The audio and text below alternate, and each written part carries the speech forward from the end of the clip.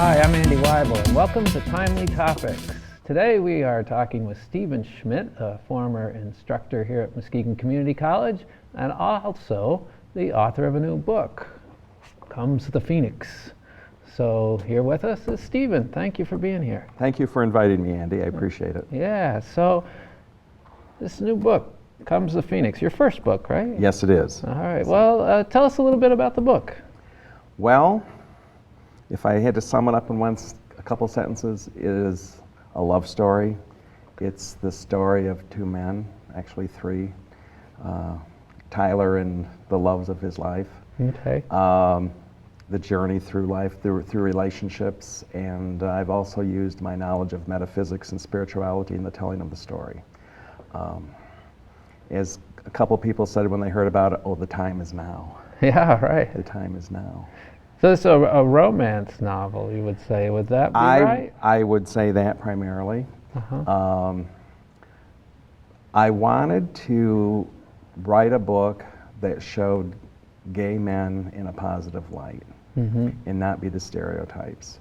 And I also wanted it to be educational as far as the metaphysics part, probably educational as part of the gay lifestyle. I don't like that term, but that's what a lot of people use. Sure. I just wanted to be entertaining and educational and enlightening on many levels, and I accomplished that. Well, great. So had you had this idea for this book in your head for a while? For quite a few years. I was always going to write the great American novel, as a lot of people want to. For years, as I would get flashes of insight or inspiration, I'd write down a thought or a phrase or a paragraph or a page and add it to my pile. And after a while, I had a stack like that. And the time came, I thought, are you going to do this or not? When I was retired, I really had the time. Yeah, you recently retired. You taught reading. I taught reading here in the College Success Center. I was the lead reading instructor for quite a few years. And very rewarding career here. It's a great place to work, great department, great people. Great. And so when you still had a lot of energy, obviously. Oh, I did. And it's like, people say if you're retiring, well, why are you retiring if you like what you do? Because I enjoyed teaching here, but I said there's other things to do in life. Okay. And anyway, so I was always going to write this book, but I'll get to that later. That later. A friend of mine told me about the 90-day novel, because he said, no, you need to do that now. And it was in summer, it was in July. And the 90-day novel, I Googled it, it's a website, it's a man named Al Watt who lives in Los Angeles, teaches a course. It was through a telecommunication course. It was a semester long, 15 weeks. We had conference calls twice a week on the telephone. And he taught how to write, you'd have a manuscript completed in 90 days. You write every day for 90 days. Wow. And mine's probably really a 110-day novel because I didn't write 90 consecutive days. Okay. And probably had some work afterwards. And some work, lots of work afterwards. Yeah. But you have a draft done. And every day I receive an email from Al, and it's always started with a quote from an established published writer. And your lesson for the day. And that was every day, and then the class built on what he had assigned for the week, and he was a great teacher. Never, and you know good teaching as I do, and never put students down. It was always like, well, have you thought about this? Right. Would you consider that? Never, that's a bad idea, instead, even though maybe that's what he was thinking. Right. So it was very easy for me to, very supportive and very encouraging.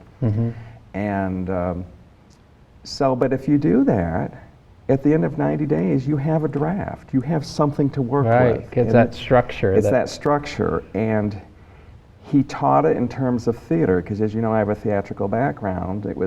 His structure is Act 1, Act 2, and Act 3. So that was easy for me to relate to in constructing a storyline. Okay. And then again, it was like the second week of class, and he had a system, and I'm technically challenged, so I don't know how this works, but I could hear the other students online, they could hear me, we could hear Al, but we could not interact with each other. But if he wanted to talk to us specifically, he flipped a button on his sit, and he Stephen asked me would come. questions, and we'd have dialogue back and forth, and the other students would listen, and that was very helpful because you could learn from everybody. Right, and were these all people who were kind of first wanting to write their first novel? And some of them may have been their second time because he always offers it again. Again, you know, right. He always encourages you can take it again. You know, it's not a one-time deal. And so as the second week, he said, if I'm going to help you, I need to have an idea what your story is about. Otherwise, I can't really help you. So he went on like the third person he calls on. And he said, Stephen, what's your story about? And I said, well, it's a love story of two men, and I'm weaving metaphysics and spirituality into the telling of the story. And there was a long silence. Yeah. Oh, well, I don't think that's ever been done. And I said, I don't think so either.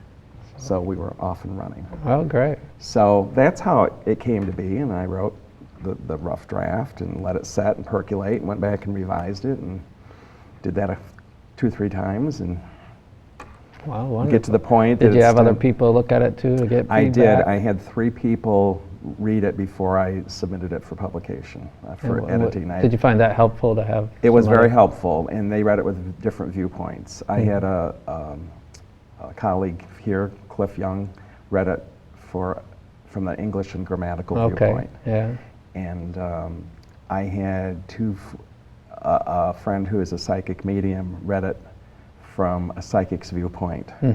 And then I have another friend, she's also a psychic medium, read it from a metaphysical viewpoint. And I said, I want to make sure that it makes sense to the lay person.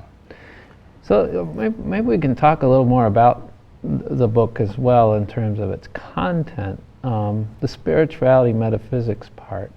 You said that it's partly educational for people to read it Yes. in that respect.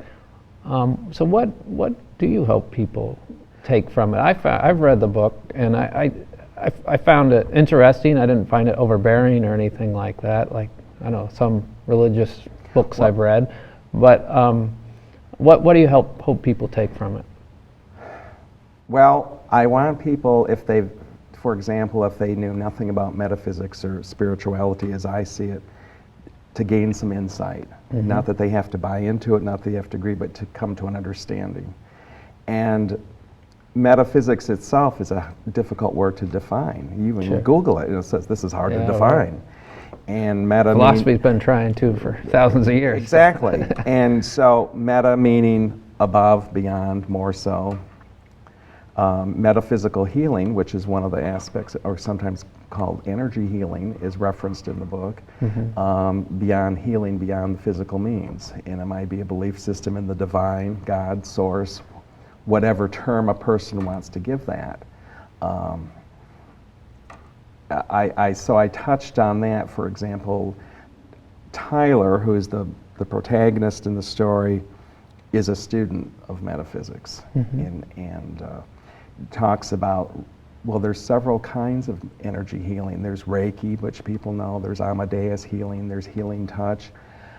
I reference those. If people want to know more about it from reading the book, they can certainly Google it and find more information. I explained enough of the process in the book so the layperson would understand that part of the story. But I didn't want it to become preachy. I didn't want it to become a manual. This is how it's done. Right. Now, what's your background in this? I have taken numerous workshops and classes over the last 20-some years. I see. I've just always been fascinated with that. Is there a community in West Michigan, or do you go elsewhere? Or? As far as a community, I would say it's loosely knit because people a lot of us know each other, but we take classes here and there. Sometimes I go to Chicago. Sometimes, and what's it comprised of? There could be classes on Reiki healing, how to be a facilitator for that, astrology. It can get into the psychic, communication with spirit. And I don't like to use the term New Age. Sometimes if a person would Google New Age, they might find all this, but that's so broad. Right. And sometimes people say, well, that's the occult. Well, the occult really means the unknown. It's not a negative thing necessarily. And New Age, it's kind of like my parents had this new room that they built 35 years ago, and are you still going to call it New Room? Because when I was a kid, it was New Age. You know? Yeah, and it's been New Age, and I don't like that term. And sometimes you still see that in bookstores, New Age books. And really, if you read any of the various philosophies on New Age, whatever it is within that, it's not so new. It's been around for centuries. Yeah, right.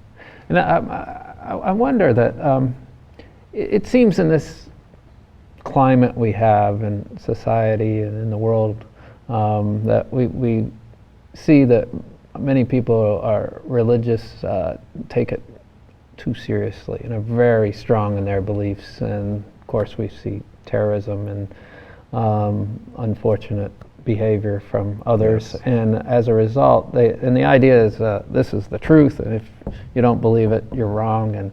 And from their religious standpoints, that didn't seem the way I understood you talking about it in this book in terms of spirituality and metaphysics. That, well, if it works for you, great, but here's kind of a bunch of different positions, and figure out what works for you. Is that generally the way it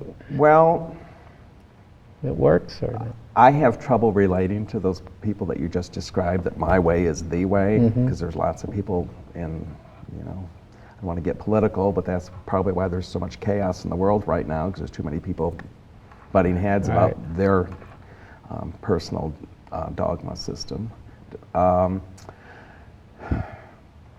I'm sure you can say there's many paths to the mountaintop, but this seems to me inclusive, including everybody. And if it doesn't work for you, fine, it doesn't work for you. Your way doesn't work for me. But yet this, to me, seems a more loving viewpoint. And again, spirituality and metaphysics combined is a very broad spectrum of beliefs. And I just like to think it's more encompassing, more inclusive. Does that make sense? Sure. Yeah. To me, it's a more loving way to go through life. Okay. Yeah. A lot of it has to do with attitude and being positive. And there's often in religion, there's often a scripture. Is that the case for spiritualism and metaphysics, or are there just people that have gone down this path that you can learn from, but not necessarily a scripture? A lot of people, I wouldn't say scripture. Some people will quote scripture to back them up, but then again, I think anybody can find anything, a line here or there to support what you're thinking. Right. I've taken classes years ago at Camp Chesterfield, Indiana, which is a spiritualist camp, which does believe in communication with the other side, those who have crossed over, but they're very Bible oriented, and they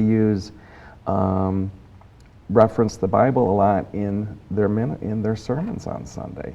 But yet they find this compatible with their belief system. Interesting. But in general, people will say, well, and probably the term God is used more often than not, because that's kind of what we were brought up with, that term. But I hear people more often there in this reference to the higher power as source or creator is used a lot. I see. And I find that more encompassing and more inclusive. And whatever you believe in the teachings of Jesus Christ or Buddha or Muhammad or what have you, it doesn't matter. It's all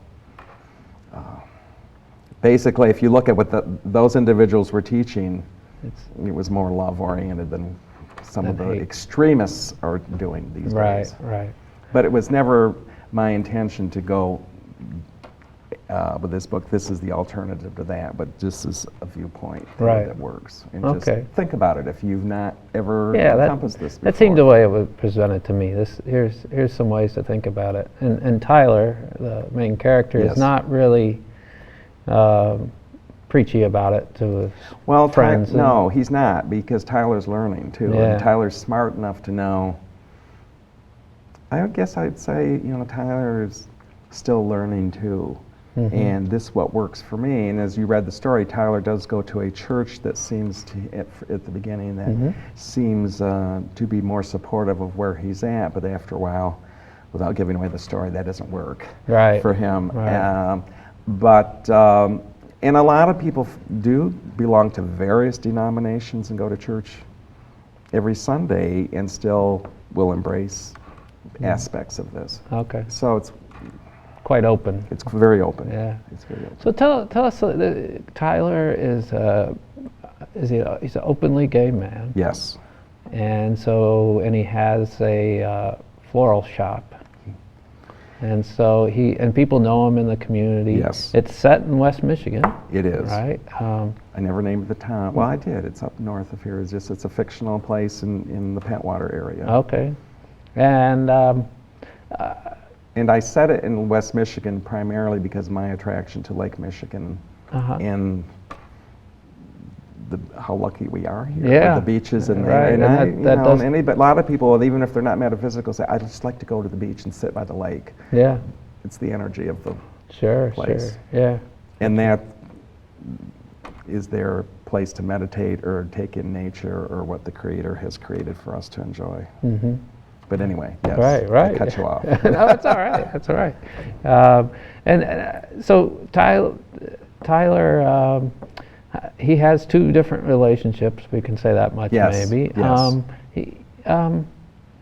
You think he's comfortable in his place in life, or is he? You said he's kind of learning about metaphysics. He is comfortable but from where he's been, and again, I don't want to give away because he references his childhood, which was not great, not the greatest. Yeah. But he's tried to learn from it and move on. Mm-hmm. But yeah, he's comfortable with himself. This is who I am in community, and sometimes he doesn't understand, well, with his first relationship, why can't you just be who you are? Why don't you be authentic? Mm-hmm. This is who I am. Like it or leave it. And he does he's not kind of in your face about it, but it's just this is how he lives his life. But he's not. He is not a perfect character either. Oh, no. I mean, he has some real trust issues, for example. Oh, example. He's not perfect. Because nobody is, I guess. Nobody's perfect. In fact, one criticism of a friend of mine who read the book, he said, Christopher was too perfect. He was too good to be true. And I said, I deliberately created him that way. I see. For the contrast. But no, Tyler does have issues and faults, and which is something we all can relate to, and that's part of his learning experience with Ben, the first relationship. Well, you mentioned also this is a learning about gay relationships and what it is to be a gay person today. I noticed that Tyler or any of the people he hangs around with, they're not like going to the gay bars like a lot of people think that's what you do when you become gay or are gay. He seems to have a life like most anyone. I made that on purpose. In fact, there are gay bars in West Michigan, but it's not referenced in here because it's not part of Tyler's life. Right. And it's just, I'm not saying Tyler wouldn't go with his friends. That could have been another chapter I put in. They just went to have fun and dance and hang out, but that wasn't really relevant to the storyline. It's not central to who he is. And again, people who don't know much about gay people or think they've never met one, they have probably stereotyped images of this is the gay people party all the time and they do this and they have all this kind of whatever their version of sexual relationships are in their head. And I didn't want to, I wanted to diffuse that.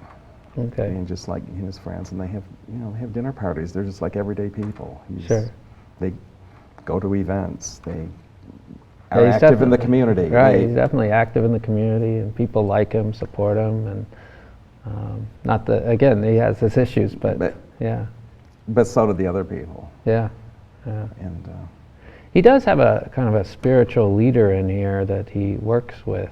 I don't know if that's leader, someone he does. He has a teacher that, well, he's lucky in the fact that his assistant in the shop, Sophie, that helps him in his floral business, and somebody, I'm going to digress, somebody said, well, that's pretty much of a stereotype, you made him a florist. And then they said, but as they got into the book, that has really nothing to do with... Right. You could have had him any he could type have been of business anything, owner. And I said, I did that on purpose. Sophie's kind of but Sophie's kind of a mentor, a friend that he can bounce things off, and she's very spiritual too, even though it's not, she's there to support him, but we don't know a whole lot about her and her background. And then she introduces him to his mentor and teacher, Magda, who I incorporated a fair amount about, even though she's, I guess you'd say, a supporting role in the book, but was very influential in his development. And do these characters relate to people? Are they appropriately disguised people you know? Are they? I would say they are composites Okay. of people that some I know personally and don't know personally, people that I've just observed through the news, through various events that are probably known to a degree just who they are. Some sort of fame. I'm not saying they're famous or celebrities, but you know, they've done something. So I would say they are composites. It's like I have another. Are you in any of them? I would say there's a lot of me and Tyler. A lot of you and Tyler. But going back, are these real people? A friend of mine said, well, I recognize this and that. And I said, this is not a memoir. If it was a memoir, you would be in it. I'm not ready to write a memoir. I see, yeah, right. So it's not a memoir. But I said, but any writer, and you'd have to agree, you draw from your life experiences. Sure, How can you not? Yeah. How would you write? Right. And so I would say it's a composite. And Tyler likes to cook. I like to cook. I had a friend who said, how much of this is true? And I said, I really make a meatloaf like Tyler does. So how much of this is you? So in that sense. But they're basic composites of people. Sure, sure. Are there books, or you said this is kind of a unique book in that it's a romance that combines spiritualism and metaphysics together, and a gay novel. Mm-hmm. Are there books that you drew from as inspiration, or at least what kinds of things do you like to read that maybe led you to this? I don't think there's a book like this out there. At least I have not found it. I kind of go in streaks as to what I read. Sometimes I read just a lot of spiritual, metaphysical books. Sometimes I read a lot of biographies. I don't think there's any one thing that motivated me. It sounds like you kind of brought them all together in this. Yeah. If any writer inspired me, and I have to say it was Lillian Hellman, who was very well known in the 40s and 50s for her plays and short stories. She wrote, if anybody's seen the movie Julia, which came out in the 70s, was based on a short story that she wrote. Julia was from a collection of short stories she wrote called Pentimento. And I liked that it was told in flashback, the story of Julia. And so the story is told in flashback. So that influenced me. I see. And her opening, one of her lines, it's in the beginning of the book Pentimento, in reference to the short stories. It's in the opening sequence of the movie Julia, in which she is specifically an older woman thinking about Julia as a childhood friend. I wanted to see what was there for me once and what is there for me now. And again, not that this is based on real people, but a composite, but that just moved me. And I read that decades ago. Looking at people, and when I wrote backstory for the characters, and they did this as children and as young adults and so on, I thought, okay, that's kind of what you're doing. What was there for them then, and what's there now? And that's that format. Format helped me a lot. Yeah, neat. So hey, you've written this book. Yes. Has it inspired you to write more? What's next? Or I am have you starting. Done it? Well, I thought I would be done, but no, I'm not. Okay. I have started just preliminary work on the next one, which will continue with Tyler. So like a sequel, or? I guess it's a sequel. I never thought of that, but it's going to take Tyler's life from where this ends, and we'll move on. The next phase. Move on. With more, because there are different aspects of the metaphysical and spirituality I want to introduce. Oh, great. There is probably a broad. It's very broad, and so I'm writing the backstory for that now. I haven't started the manuscript. Are you gonna try to do 90 days again, or? That's really a good motivation. I have I should, but. Even if you don't do the class, maybe the I won't do format. the class, but I kept all the notes, so I don't need the class. Yeah.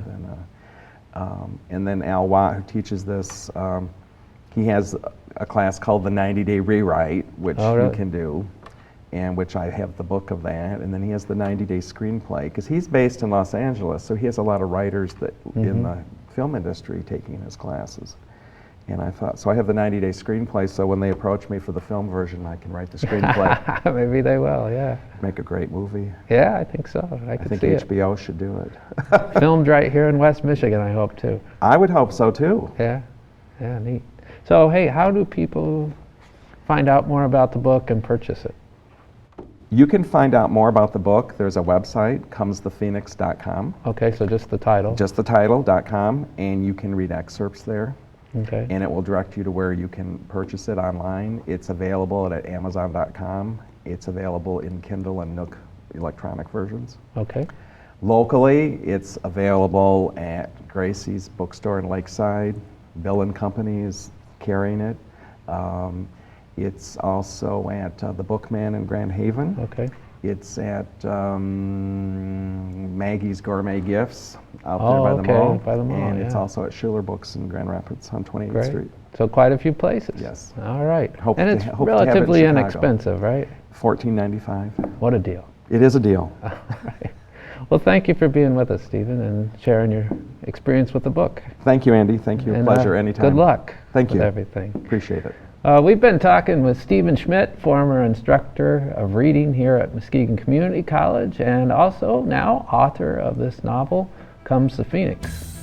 And it's been a pleasure having him on the show, and thank you all for watching. And until next time, have a great day.